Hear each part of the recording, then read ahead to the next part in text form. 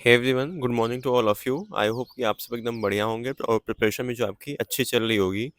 तो अब आज देखो 23 मार्च हो गया है। इस मंथ में आपके सिर्फ अब समझोगे 7-8 दिन बचे हैं। बाकी इसके बाद आपका अप्रैल आपके पास बचता है। तो अभी समझो कि आपके पास एक मान के चलो कि 40-45 दिन का जो है समय बचा हुआ है। तो आपको इन 40-45 दिनों को बहुत ही अच्छे से यूटिलाइज़ करना है और उनको प्रोडक्टिव बनाना है। तभी आप जो है सेलेक्ट हो सकते हो। आप में से बहुत सारे लोग पूछ रहे थे कि भैया मतलब कैसे अभी इस टाइम पे पढूँ कि सिलेक्शन हो जाए? तो सिलेक्शन देखो अभी भी मतलब अगर आप 40 अगर थोड़ा बहुत आपको मैं आपको सही बता रहा हूँ, अगर थोड़ा बहुत बेसिक अगर आपका क्लियर है, तो आप इन 40-45 दिनों को ना मतलब आपके पास जो भी समय है, आप इसको यूटिलाइज़ करके ना सिलेक्शन ले सकते हो। इतना मैं मतलब गारंटीड बोल रहा हूँ, बट हाँ, इसके लिए आपको ये है कि आपको कम से कम नहीं तो मतलब सा 8 7-8 घंटे देखो अपनी पढ़ाई को देना पड़ेगा, ठीक है? और थोड़ा बहुत जो डिस्ट्रैक्शंस है, अभी थोड़ा उनसे दूर रहो। स्मार्टफ़ोन्स आप अगर सोशल मीडिया पे हो या फिर थोड़ा घूमते-टहलते हो, ठीक है? इधर-उधर दोस्तों के साथ किसी फंक्शन में जा कर रहे हो, तो अभी इन सबको बंद कर दो।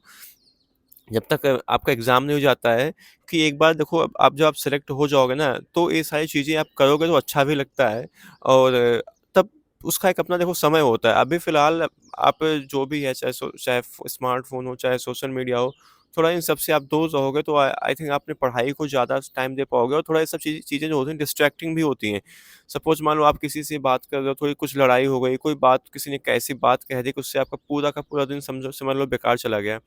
तो वही एक बात सोचने के चक्कर में मतलब अरे यार इसने मुझे ऐसे कैसे कह दिया। तो इन्हीं सब चीज़ों के लिए थोड़ा अपने आप को बहुत ही लिमिटेड लोगों के कॉन्टैक्ट में रखो, लिमिटेड बातें करो, ज़्यादा मत बोलो, ठीक है? थोड़ा अपने अंदर चीज़ें हैबिट्स लाओ कम बोलने की, ठीक है? और लोगों से कम इंटरैक्ट करो अभी फ़िलहाल जब तक नहीं हो सिलेक्शन हो जाता है। उसके बाद अभी जब एग्ज़ाम हो जाएगा, आप सेलेक्ट हो जाओगे, फिर आप जहाँ मन करे तहाँ जाओ, फ़ोन चलाओ, घूमो-फिरो, सब कुछ करो। तो चीज़ें देखो घरवालों को भी अच्छी लगती हैं। अभी आप इस टाइम पे करोगे तो घर वाले भी आपको टोकते होंगे, डाँटते होंगे, तो उनका भी देखो जो एक कंसर्न है डाँटना करना वो सही है क्योंकि अभी आप ऐसे फ़ेज़ में नहीं हो कि आप मतलब अपना टाइम वेस्ट करो, जाके घूमो, टहलो, फ़ोन चलाओ, ठीक है? फ़ोन चलाओ, लिमिटेड चलाओ, पूरा दिन भर आप अच्छे से पढ़ाई करो, शाम को आप थोड़ा बात कर लो अपने जो भी आपके फ्रेंड्स हैं या फिर आप घरवालों से बात कर लो, थोड़ा बहुत टहल-वहल लो, बट अभी फ़िलहाल ये सब चीज़ें अवॉइड करो, ठीक है? तो आज जो है हम लोग अब अभी करने वाले हैं किसके फिज़िक्स के क्वेश्चन्स, ठीक है? ये क्वेश्चन जो है काफ़ी ज़्यादा इम्पोर्टेंट है आपके एग्ज़ाम के पॉइंट ऑफ व्यू से और इनके एग्ज़ाम में भी आने की पॉसिबिलिटी काफ़ी ज़्यादा है। कुछ क्वेश्चन्स ऐसे भी हैं इसमें जो पहले आ चुके हैं एग्ज़ाम में, ठीक है?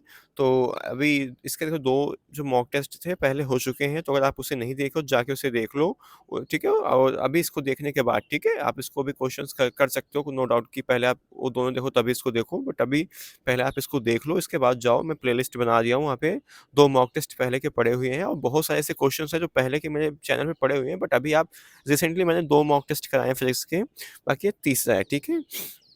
तो चलो जो है वीडियो शुरू करते हैं। So hey everyone, welcome to Florence academy excellence for nursing. I am Shom Upadhyay. Currently I am intern student of King George medical university of Lucknow, ठीक है? तो आज का हमारा देखो जो पहला क्वेश्चन है, period of oscillation of 3 centimetre microwave in second. 3 centimetre microwave का जो है आवर्तकाल है, तो कितना होता है ये? तो देखो जो मतलब time period of oscillation of जो 3 सेंटीमीटर माइक्रोवेव इज 1 इंटू 10⁻⁻10 होती है। तो देखो कौन से ऑप्शन में सही है, मतलब कि आपका यहाँ पे सेकंड ऑप्शन जो है आपका सही होगा। तो देखो जो period of oscillation is the smallest interval of time in which system undergoes oscillation and return क्या होता है अपने वही स्टेट में वापस आता है। तो it was at the beginning of the oscillation, ठीक है? तो फिलहाल ये सब आपको उतना जानने की ज़रूरत नहीं है, बस आप इतना जानो कि जो मतलब period of oscillation 3 centimetre microwave होता है। आपसे देखो डायरेक्टली ज़्यादा आपसे घुमा-फिरा क्वेश्चन नहीं पूछेगा। कुछ ऐसे जो स्पेशल केसेज़ होते हैं, आपसे एग्ज़ाम में ना वही पूछे जाते हैं। तो कुछ ऐसे जो स्पेशल केस मैं बता रहा हूँ उसको याद कर लो, बस इतना ही आप समझो। तो period of oscillation of 3 centimetre microwave कितना होता है? 1 इंटू 10⁻⁻10 किसमें और ये किसमें है? सेकंड्स में है, ठीक है? तो अभी आगे बढ़ने से पहले मैं आपको बता दूँ कि अगर आप लोग अभी तक फ्लुएंस अकेडमी का जो फुल सिलेबस का टेस्ट सीरीज़ नहीं है, इसे आप जॉइन किए, उसे आप जाके जॉइन कर लो, ठीक है? बहुत ही अच्छी टेस्ट सीरीज़ है, इसमें आपका बहुत ज़्यादा बेनिफिट होने वाला है अगर आप इसे बाय करते हो। अगर आप इसे बाय करते हैं तो इसमें आपको 13 फुल सिलेबस के टेस्ट पेपर तो जो मिलेगा ही मिलेगा, इसके अलावा भी हम इसमें आपको टेस्ट पेपर और प्रोवाइड करेंगे अभी, ठीक है? 13 के अलावा भी, ठीक है? और जो टेस्ट पेपर होंगे बाइलिंगुअल होंगे, मतलब कि और क्वेश्चन जो होंगे वो यूपी सीनेट के लेटेस्ट सिलेबस और पैटर्न पे बेस्ड होंगे, ठीक है? और इस लास्ट ईयर जो है 40 टू 45 पर कुछ जो क्वेश्चन थे डायरेक्टली हमारे से इस टेस्ट पेपर से ही पूछे गए थे, और जो रिमेनिंग क्वेश्चन थे इसी के कॉन्सेप्ट पे बेस्ड थे, ठीक है? और अगर आप इसे देते हो तो आपको जो है एकदम रियल जो एग्ज़ाम का एक्सपीरियंस होने वाला है ना वो मिलने वाला है। और इसका ऐसा नहीं कि आपको सॉल्यूशन नहीं दिया जाएगा, आप जब टेस्ट दे लोगे उसके बाद शाम को आपको इसका सॉल्यूशन भी आपको प्रोवाइड किया जाएगा। और सिर्फ इतना ही नहीं, अगर आप इसे जॉइन करते हो तो आपको जो है फ्री ऑफ कॉस्ट जो है फार्मूला शीट प्रोवाइड की जाएगी, और ये सब कुछ आपको मिलने वाला है सिर्फ और सिर्फ कितने 99 रुपीज़ में, ठीक है? कितने 99 रुपीज़ में आपको मिलने वाला है। बहुत ही अफोर्डेबल प्राइस है। और अगर आप इसे जॉइन करना चाहते हो 8115529251 पे आप मैसेज कर दो, वहाँ पे आपको सारी जो है इन्फॉर्मेशन प्रोवाइड कर दी जाएगी कि कैसे आपको जॉइन करना है, कैसे आपको पेपर मिलेगा, सब कुछ वहाँ पे आपको बता दिया जाएगा, ठीक है? तो I would like to recommend you कि आप लोग इसे जॉइन करो, इसमें आपका ही बेनिफिट है और बहुत ही अच्छी टेस्ट सीरीज है, ठीक है?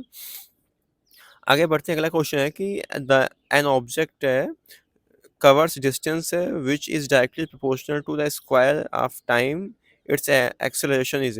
यदि दूरी समय के वर्ग के समानुपाती हो तो त्वरण क्या होगा, ठीक है? तो देखो, जो एन ऑब्जेक्ट कवर डिस्टेंस है which is directly proportional to square of the time, है ना? क्या होता है? स्क्वायर ऑफ द टाइम होता है। तो अगर क्या होगा, एक्सेलरेशन क्या होगा, कांस्टेंट हो जाएगा, मतलब कि क्या होगा, एक्सेलरेशन कांस्टेंट होने का मतलब क्या होता है, वेलोसिटी जो है चेंज नहीं हो रही है, ठीक है? तो इसका मतलब क्या होता है, दिस सेम्स है in case of falling object, ठीक है? जैसे आप मान लो एक बार आपने गाड़ी जो है वो 100 की स्पीड में चला ली, ठीक है? उसको आपने एक्सेलरेट दिया, 100 में गाड़ी भागने लगी, ठीक है? और अब कांस्टेंट रहा, मतलब वेलोसिटी आपकी हो रही है, जैसे आप ठीक है? पहले क्या होगी, 100 में से पहले आपकी क्या होगी, पहले 50 पे जाएगी गाड़ी, फिर ऐसे 60 70 80 90 100 ऐसे जाएगी, मतलब क्या गाड़ी एक्सेलरेट कर रही है, ठीक है? According to physics. और अगर आप ले जाके ना, अगर समझ लो, अगर आप जो वेलोसिटी हो गई, क्या होगा, आप कांस्टेंट कर दिए, ठीक है? वेलोसिटी कांस्टेंट होने का मतलब होता है फिजिक्स की लैंग्वेज में कि आपकी जो जो मतलब एक्सेलरेशन है वो मतलब क्या है, चेंज नहीं हो रहा है, ठीक है? तो इसका मतलब क्या हो जाएगा, जो मतलब ये आपका जो मतलब किसका केस हो जाएगा, डिक्रीजिंग का केस हो जाएगा, मतलब घटता हुआ, ठीक है? तो कोई क्या होगा, आपका सेकंड ऑप्शन जो इसका सही होगा, ठीक है? समझ में आया क्वेश्चन? तो देखो इसमें क्या होता है कि जब कोई ऑब्जेक्ट ना कवर डिस्टेंस है which is directly proportional to the square of the time, तो इट्स एक्सेलरेशन क्या हो जाएगा, कांस्टेंट का केस होता है, और यह प्रतीत हो करता है कि जो ये क्या है, ये फॉलिंग ऑब्जेक्ट का केस है, ठीक है? और दिस रिलेशन है between time and distance was first observe by Galileo ने इसे दिया था, ठीक है? अगला क्वेश्चन है कि if horizontal range of A projectile is 4 times, if a horizontal range of projectile is 4 times its maximum height, the angle of projectile is। यदि प्रक्षेप की क्षैतिज दूरी उसकी अधिकतम ऊंचाई की क्या होगा, 4 गुना है, तो प्रक्षेप कोण क्या होगा? तो इसका देखो फॉर्मूला होता है y is equal to x tan theta minus g x square upon 2u² cos square theta, ठीक है? तो u² sine square theta by g is equal to क्या आपका हो जाएगा, यहाँ पे 4 गुना है ना, 4 × u² sine square theta by 2g हो जाएगा, ठीक है? 2 गुना, तो 2 sine theta cos theta is equal to 2 sine square theta हो जाएगा। तो यहाँ से टेन थीटा कितना हो जाएगा आपका, tan theta is equal to कितना, 1 आ जाएगा, ठीक है? तो थीटा कितना आ जाएगा वो 45 डिग्री, ठीक है? तो आपको देखो इतना सब कुछ ना याद नहीं करना है, सिर्फ एक केस याद कर लो और इसका जो आंसर होता है कितना, 45 डिग्री होता है। या फिर कहीं पे आप लोग ऐसे ऑप्शन में भी दे सकते हैं कि tan theta is equal to 1, तो आप इतना बस याद कर लो, बाकी आपको इतना एग्जाम में जानने की जरूरत नहीं, बस मैं आपको एक्सप्लेन करने के लिए बता दिया हूँ, बट आप इतना जान लो कि कितना होगा, 45 डिग्री होगा, ठीक है। कौन से क्वेश्चन की, 51 की। अगला है कि which of the following have the same unit. नीचे आपको कुछ मतलब दी गई हैं, यहाँ पे आपको उनको बताना है कि किनकी जो है सेम यूनिट होती है, ठीक है। तो किसकी, वर्क एंड पावर की, torque and moment and of inertia, work and torque की, and torque and angular momentum का, ठीक है। तो 52 का क्या होगा यहाँ पे, 52 का थर्ड ऑप्शन से होगा वर्क एंड टॉर्क, ठीक है। तो जो देखो एसआई यूनिट होती है वर्क इन न्यूटन मीटर और जूल, ठीक है। और इनकी जो यूनिट क्या होगी वो, वर्क की यूनिट क्या होती है, न्यूटन मीटर, या फिर मैं यहाँ लिख दे रहा हूँ न्यूटन मीटर और जूल। एंड ठीक है, newton metre is also unit of torque, ठीक है, आल्सो कॉल्ड मोमेंट, या फिर कहते हैं मोमेंट ऑफ फोर्स, ठीक है। तो क्या होगा, सेकंड थर्ड ऑप्शन का सही होगा। अगला है इन अ पार्टिकुलर सिस्टम है the unit of length, mass and time are chosen 10 centimetre, 10 gram and 1 second. The unit of force in system in equivalent to, ठीक है। तो इसको तो आपको कन्वर्ट करना पड़ेगा N2, इसका फॉर्मूला होता है N2 is equal to N1 M1 upon M2, and length के लिए L1 upon L2, and time के लिए क्या होगा, T1 अपॉन T2 का -2, ठीक है। तो कितना आपको दिया है, M1 हो गया, एंड 10 की पावर 3 इसको कन्वर्ट कर लो, ठीक है। एंड ग्राम में तो इसको भी क्या होगा, 10 ग्राम, ठीक है। तो 10 हो जाएगा। और सबकी देखो जो ऊपर नीचे सबकी यूनिट जो आपको सेम रखनी पड़ेगी, ठीक है। और ये क्या होगा, 10 का स्क्वायर सेंटीमीटर में, तो यहाँ भी नीचे 10 सेंटीमीटर हो जाएगा। टाइम आपको सेकंड में रखना है, तो 1 सेकेंड अपॉन 0.1 सेकेंड -2। इसको आप सॉल्व करोगे कितना आ जाएगा, 10 आ जाएगा। तो new unit of force is क्या क्या हो जाएगी, new unit of force is equal to 10x। तो 1 न्यूटन, और x इक्वल टू कितना, x इक्वल टू कितना आ जाएगा, 0.1 हो जाएगा, ठीक है। तो कितना हो जाएगा, पहला ऑप्शन जो इसका आपका सही होगा, ठीक है। अगला है क्वेश्चन, डिस्टेंस ऑफ क्या है, distance of stars are measured in. जो तारों की दूरी होती है किसमें मापते हैं, मैं आपको पहले बता रहा था किस मापते हैं, प्रकाश वर्ष से लाइट ईयर। क्वेश्चन जो है आपका एग्जाम में आई थिंक 2022 एंड 23 में एग्जाम में पूछा जा चुका है, ठीक है। अगला है, a man stand at a top of tower. देखो ऐसे क्वेश्चन बहुत दिखने में बहुत बड़े होते हैं, बट इनका जो मतलब सोल्यूशन होता है बहुत ही छोटा होता है, तो इनको देख के आप डरा मत, जो बड़े क्वेश्चन होते हैं, ठीक है, बहुत ही ईजी होते हैं। तो एक बार ध्यान से इनको पढ़ो, तो क्या लिखा है। A man standing at the top of a tower has two spheres A and B, ठीक है, ऊपर खड़ा है, उसके हाथ में दो स्फीयर्स हैं A and B. He drops sphere A downward and throws sphere B horizontally. एक को तो उसने क्या किया, डाउनवर्ड फेंका, एक को हॉरिजॉन्टली फेंका है, ठीक है। At the same time which of the following is correct. अब नीचे आपको बताना है कौन सा जो करेक्ट है। Both the spheres will reach the ground simultaneously. पहले ए पहले जमीन पे पहुंचेगा, बी पहले जमीन पे पहुंचेगा, एंड समय द्रव्यमान पर निर्भर करता है। तो 55 कौन सा ऑप्शन सही होगा यहाँ पे, 55 का यहाँ पे। तो क्या होता है, mg होता है ना यहाँ पे, सॉरी। तो क्या होगा, दोनों गोले स्फीयर विल, सॉरी, दोनों गोले क्या है, एक साथ जमीन पर पहुंचेंगे, ठीक है। तो 55 क्या होगा यहाँ पे, देखो फर्स्ट ऑप्शन जो है आपका सही होगा, है ना। अगर कोई एयर रेजिस्टेंट नहीं है, तो रेट आप जो डिसेंट होगा depends only how far the object has fallen, मतलब कितनी दूर से जो है ऑब्जेक्ट गिर रहा है। और मैटर एम चीज मैटर नहीं करता कि हाउ हैवी द ऑब्जेक्ट। बस इसके लिए यही एक कंडीशन होनी चाहिए कि यहाँ पे इनको क्वेश्चन ये भी देना चाहिए था, there is no air resistant, ठीक है। तो थोड़ा एक क्वेश्चन जो है और अच्छा हो जाता है। और यहाँ पे अगला question, water has maximum density. ये भी क्वेश्चन बहुत ही इंपॉर्टेंट है, आ चुका है एग्जाम में, कितना होता है, 4 डिग्री सेल्सियस होता है। इसको याद कर लो, भूलना नहीं इस क्वेश्चन को। और if a body moves with constant speed in a circle then, यदि कोई वस्तु जो है वृत्त में समान चाल से चलती है, तो उस पर कोई बल नहीं कार्य करता है, कोई मतलब एक्सेलरेशन नहीं प्रोड्यूस होता है, एंड उसका जो वेलोसिटी है कांस्टेंट होती है, एंड इट्स एक्सेलरेटेड। तो 57 में देखो इसका जो एक्सेलरेशन इज इक्वल टू क्या होता है, v/t, ठीक है, मतलब v final minus v initial upon t. तो इसका मतलब क्या है, वेलोसिटी फाइनल इनिशियल चेंज हो रही है, मतलब क्या उसमें एक्सेलरेशन जनरेट हो रहा है ना। तो a body is moving with constant speed in a circle is example of uniform circular motion. तो ये किसका एग्जांपल है, अगर घूम रहे हैं यूनिफॉर्म यूनिफॉर्म सर्कुलर मोशन का, ठीक है। 57 क्या होगा, यूनिफॉर्म सर्कुलर मोशन का एक एग्जांपल होता है the velocity vector is constant is magnitude but changing in direction. Since velocity is a vector quantity, velocity क्या वेक्टर क्वांटिटी होती है that has both magnitude and direction, जिसके पास क्या होता है मैग्नीट्यूड भी होता है और डायरेक्शन भी होता है। So a change either in magnitude or direction constitute change in velocity.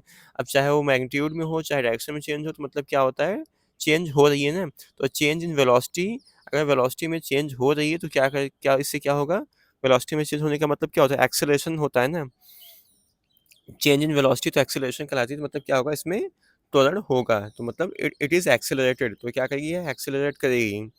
अगला है question which of the following is scalar quantity, इसमें आपको बताना है कौन सी जो है स्केलर क्वांटिटी है, velocity, force, momentum and electrostatic potential. तो चलो इसका आप आंसर जो है मुझे कमेंट करके बताओगे, ठीक है। कि इसका अगर आप यहाँ तक पहुँच चुके हो तो इसका आंसर कमेंट करके बताओ कि इसमें कौन सी यूनिट है जो स्केलर क्वांटिटी है, ठीक है। स्केलर क्वांटिटी का मतलब क्या होता है, स्केलर क्वांटिटी का मतलब होता है कि इसमें सिर्फ क्या है मैग्नीट्यूड है, कोई डायरेक्शन नहीं होता है, और जो वेक्टर क्वांटिटी होती है उसमें क्या मैग्नीट्यूड एंड डायरेक्शन जो है वो दोनों होता है, ठीक है। अगला क्वेश्चन है कि which of the following is a vector quantity, निम्न में से कौन सी जो है वेक्टर क्वांटिटी है। तो speed, work and torque, energy. तो क्या होगा, 59 का फर्स्ट होगा स्पीड। अगला है an object with constant speed, अगर कोई ऑब्जेक्ट है कांस्टेंट स्पीड से है तो it is not accelerated, it's always accelerated, always has a constant velocity and it has also has a constant velocity. तो देखो मैं आपको इस क्वेश्चन को पहले ऐसे क्वेश्चन देखो पहले कई बार आ चुके हैं, तो देखो क्वेश्चन का कॉन्सेप्ट सेम है बट क्या है क्वेश्चन पूछने का तरीका अलग अलग हो जाता है। तो यही मैं कह रहा हूँ कि जैसे आपके एग्जाम में मान लो सेम यही क्वेश्चन नहीं पूछे जाएंगे बट क्या है कॉन्सेप्ट यही रहेगा, और एग्जाम में बस क्वेश्चन का थोड़ा पूछने का तरीका थोड़ा सा अलग हो जाएगा। तो अगर आपका कॉन्सेप्ट अभी समझ में आ जा रहा है तो आप बहुत ही अच्छे से जो है क्वेश्चन को हैंडल कर पाओगे और उनको कर ले जाओगे एग्जाम में, ठीक है। तो क्या होगा, 60 का फर्स्ट ऑप्शन होगा it is not accelerated. Physics में ये रूल है कि अगर स्पीड चेंज नहीं होगा, अगर आप कॉन्टिन्यूसली आप इस कार लेके जा रहे हो, आपकी स्पीड 100 बनी हुई है, 100 से ना 90 ना 99 हो रही ना 101 हो रही है, तो मतलब क्या आप कोई एक्सीलरेशन कर ही नहीं रहे हो, इसका मतलब यही है कि आपकी वेलोसिटी कांस्टेंट, तो एक्सीलरेशन मतलब है ही नहीं उसमें फिर, क्योंकि एक्सेलरेशन का मतलब ही होता है rate of change of velocity, ठीक है। तो क्या हो जाएगा, इसका फर्स्ट ऑप्शन जो आपका सही हो जाएगा। अगला है a man in a train moving with constant velocity throws a ball velocity up the path half a ball speed seen by observer standing on the ground. तो अगर कोई एक व्यक्ति समान वेग से चलती ट्रेन में गेंद को ऊपर की ओर फेंकता है तो जमीन पर जो खड़ा व्यक्ति है उसको ऑब्जर्वर बोलते हैं। गेंद का पथ क्या दिखेगा, straight line, circle, parabolic and none of these. तो 61 क्या होगा, थर्ड होगा पैराबोला, मतलब कि पैराबोला परवलयाकार, ठीक है। अगला है a person can jump higher on the moon than on the earth because of. चंद्रमा पर व्यक्ति जो है पृथ्वी से अधिक ऊंचा कूद सकता है क्योंकि the moon has no atmosphere, acceleration due to gravity is less than on moon, the moon is a cooler than earth, the moon is nearer. तो क्या होगा, इसका 62 का जो है क्या होगा आपका यहाँ पे सेकंड ऑप्शन होगा कि acceleration due to gravity is less than moon. So the acceleration due to gravity in gravitational field of moon कितना होता है, जी इज इक्वल टू कितना होता है, जी इज इक्वल टू होता है 1.62631, ठीक है। तो जब आपका वेट वहाँ पे इतना इतना कम हो जाएगा, समझो कि कितना, लगभग समझ लो कि 1/6 कम हो जाता है, ठीक है। तो is 1/6 of the acceleration due to gravity on the earth. तो जो एक्सेलरेशन ड्यू टू ग्रेविटी है उसके हिसाब से कितना 1/6 है अगर, तो आप समझो कि आपका अगर वेट इतना कम हो जाए तो आप ऊंचा तो कूद ही लोगे ना फिर। जंप क्या होगा, 6 टाइम हायर देन मून। अगर आप ज़मीन पे 1 फीट कूद रहे हो तो जब आप मून पे जाओगे ना आप 6 फीट कूदोगे। तो इतना अंतर आ जाता है किसके कारण, एक्सेलरेशन ड्यू टू ग्रेविटी के कारण, ठीक है। हमारा वेट क्या होता है, mg तो होता है मास इनटू क्या होता है जी। अगर जी इतना कम हो जाएगा तो मास अपने आप कम हो जाएगा, तो आप और ऊंचा कूद जाओगे, ठीक है। तो अगला क्वेश्चन है 63। 63 में आपसे बोल रहा है कि द रीडिंग, सॉरी हाँ, the reading of a man in a lift less reveal weight when. Lift में व्यक्ति का वजन कब दिखता है, इस केस को देखो मैं पीछे डिस्कस किया था अभी, जो अगर आप अभी जब सेकंड वाला जब जाके अगर आप देखोगे या फिर आप देख चुके हो, तो उसमें मैंने इस क्वेश्चन को डिस्कस किया था कि कब लिफ्ट में वेट ज़्यादा होता है, कब कम होता है। तो ऑप्शंस में है lift going up with acceleration, lift going down with uniform speed and lift going up with uniform speed and lift going with downward with acceleration. तो 6 3 का क्या होगा यहाँ पे, फोर्थ ऑप्शन सही होगा, lift going down with acceleration. ठीक है, और इसका मैं फार्मूला सब कुछ आपको इसके सेकंड जो उसका आपका मॉक टेस्ट थर्ड सेकंड है, उसमें मैंने इसको जो है मॉक टेस्ट है सेकंड में इसको डिस्कस किया है, इसके इसको फार्मूला भी आपको बताया कब ज़्यादा होता है कब बढ़ा होता है। अगला क्वेश्चन है कि which one of the following is a fundamental quantity, gas constant, pressure, coefficient of viscosity and Planck constant. तो फंडामेंटल क्वांटिटी कौन सी है बताओ, इसमें क्या है, प्रेशर। ठीक है, और अगला क्वेश्चन है, हमने से कौन सा 64 किया ना, 64 किया, सब 65 करते हैं। अगला है when water freezes its density, जब वाटर जो है पानी पे जमता है तो उसका घनत्व क्या होता है, decrease, become zero, remain constant, increase. तो 65 का क्या होगा, सेकंड होगा ना, सॉरी 65 का फर्स्ट होगा, डिक्रीजेज। तो वाटर ऑर्डिनरी क्या है, टेम्परेचर तभी देखते हो ना, जब आप बर्फ जम जाती है क्या की पानी की सरफेस पे तैरने लगती है ना, तो क्या होती है, उसकी डेंसिटी जो होती है कम हो जाती है। अगला क्वेश्चन है, a bullet of mass m and velocity v is embedded into the block mass capital M, तो फाइनल वेलोसिटी क्या होगी। तो इसको देखो आप जो है वो conservation of principal of linear conservation of momentum, जो आपका फॉर्मूला होता है m1 v1 प्लस है m2 v2 is equal to m1 plus m2 into we.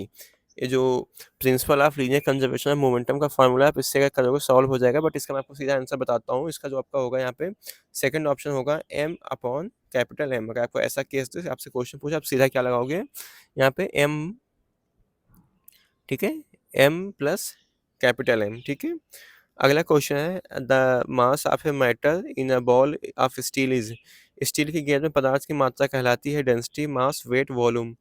तो 67 का क्या होगा, 67 का सेकंड ऑप्शन होगा मास। ठीक है, अगला है if density of oxygen is 16 times than hydrogen, ratio of velocity, मतलब यदि ऑक्सीजन का जो घनत्व है हाइड्रोजन का 16 गुना है, तो ध्वनि में वेगों का अनुपात क्या होगा। तो वी, इसका फॉर्मूला होता है पी अपॉन, ठीक है, द वेलोसिटी ऑफ, यहाँ पे आपको देखो क्लियरली है, यहाँ पे velocity v is inversely proportional to the square root of density rho of gas. यहाँ पे रो क्या है, डेंसिटी है ना। तो अगर आप इसको जब फॉर्मूला को देखो सॉल्व करते हो, तो मैं आपको सॉल्व करके बताता हूँ, चलो। तो ऐसे समझने का v1 इक्वल टू क्या हो जाएगा, lambda rho upon rho one is equal to v2 equal to हो जाएगा square root of gamma rho upon rho two, v1 upon v2 इसको आप डिवाइड कर दो, क्या है, रो टू अपॉन यहाँ पे रो वन आ जाएगा। ठीक है, ये आपकी क्या हो जाएगी, ये आपकी यहाँ पे फर्स्ट इक्वेशन थी, ये आपकी क्या सेकंड इक्वेशन बन गई। बस इसमें फॉर्मूला आपको रखना, v hydrogen upon v oxygen equal to क्या हो जाएगा, 16 rho H upon rho H, तो यहाँ से एच एच कट जाएगा, इक्वल टू 4 आ जाएगा। तो velocity of hydrogen equal to हो जाएगा 4v वेलोसिटी ऑफ ऑक्सीजन, मतलब कि क्या रेशियो हो जाएगा, 1:4 का रेशियो होगा ना। तो क्या हो जाएगा, थर्ड ऑप्शन से हो जाएगा। ठीक है, तो इसका फार्मूला याद रखो। ठीक है,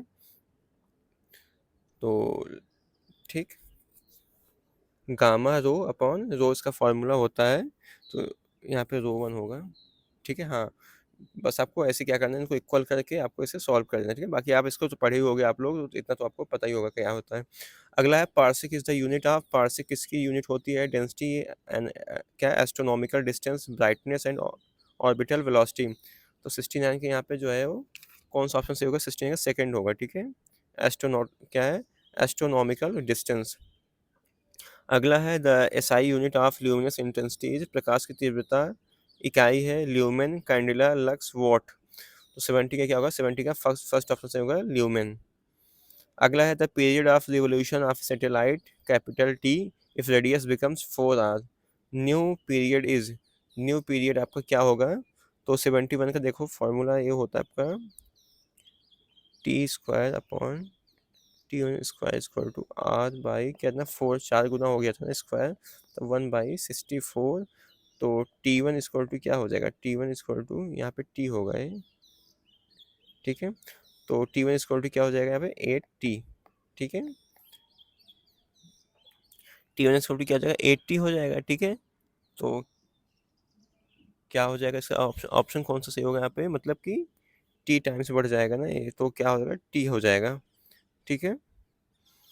तो केपलर से इसे क्या बोलते हैं? केपलर्स का थर्ड लॉ से इसको मैंने सॉल्व किया है, तो आप ठीक है इसे सॉल्व कर सकते हो इसको, ठीक है। अगला क्वेश्चन है कि the weight of a body at the centre of earth, तो पृथ्वी के केंद्र पर वस्तु का भार क्या होगा?